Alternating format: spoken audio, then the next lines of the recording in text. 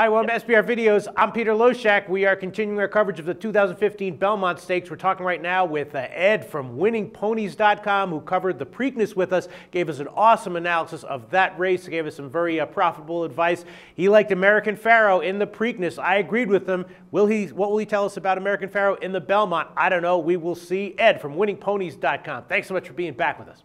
Peter, thank you for having us. Winning Ponies is really pleased, and there's not a better weekend in racing than Belmont. Before we hear your analysis of American Pharaoh, just tell us a little bit. I know you analyze horses in kind of a unique way at winningponies.com, right? Yes, I've had the pleasure of working with them since 2008. I write, blog, handicap, and free selections.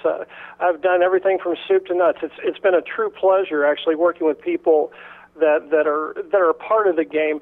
No longer do they just want to give you a horse to actually cash a ticket. They actually want to teach you to handicap, so you'll be a fan for life. Well, you gave us a great read on the Preakness Stakes, but I'm sure you'll admit that this Belmont Stakes going to be tougher to figure out betting value and who the winner is going to be. The last 13 times that a horse has got into the Belmont Stakes after having won the Preakness and the Kentucky Derby, that horse has lost. So even if that horse has had an average of 10 to 1 or 8 to 1 odds, you still would have lost money. The morning line odds for American Pharaoh are 3 to 5. You loved American Pharaoh in the Preakness. You were right about that. What's your take on American Pharaoh in the Belmont, Ed?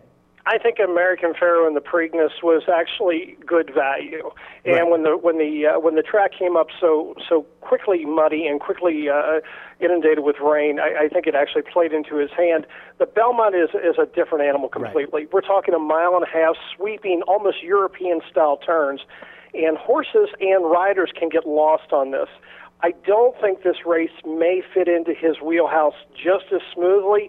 He's going to have the perfect trip. There's going to be fresh leg runners that are actually coming in prepared. They're going to push him from yo to go, and he's not going to have a breather. A mile and a half, he'll never see this distance in his lifetime right. again, and I think a mile and a half is very demanding. Actually, I'm going to be seeking value, and Winning Ponies speaks to that as well. Wow. All right. So let me just get your take on a few factors that everyone's thinking about. Fourth race in 8 weeks for American Pharaoh. Third race in 5 weeks. Is that a negative? And if so, how big of a negative is it for him? It really is a negative. I think he's a spectacular specimen of runner. He's truly something special. Even if he doesn't win the Belmont, I believe that this is the best 3-year-old in the country currently. At this point in time, American Pharaoh has done a yeoman's task. It is such a demand when you have only when your fourth race in 8 weeks is truly demanding to step up into a mile and a half. Each race unto itself is different. This race, they're going to push him from the word go, and I just don't see a breather. I honestly, I've heard nothing but good things from the scribes, from media, and every clocker in America loves the way he actually travels, and I'm not doubting it one bit. But ultimately, when they hit the top of the stretch and there's 3/8 of a mile to go, I think it's going to be trouble. Okay, and then I guess the biggest question mark, the biggest X factor here is how will he handle the distance? What factors do you think from his breeding or from his past performances indicate one way or another that you think he'll have a good time with the distance or that it'll be a disadvantage? He has a high cruising speed, which is really would be the perfect storm if he's allowed to actually free himself up and control the pace. But I believe there's going to be a few rabbits that will shake the dice and run with him and force his hand, which in fact plays a big factor going a mile and a half.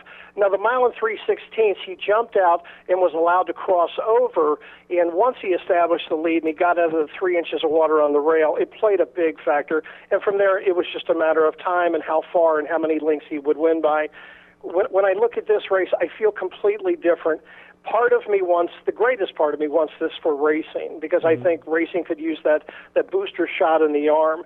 But American Pharaoh is definitely the horse to beat, especially at 3 to 5. And I think you'll actually see lower odds just with the fact of every $2 player in the world is going to have a souvenir ticket. So I would say 2 to 5 wouldn't be out of the question. Wow. All right. Well, I think we have our answer from Ed from winningponies.com. American Pharaoh, great horse, but probably worth looking to bet against in the Belmont Stakes. Now let's move on to analyzing the rest of the field, Ed.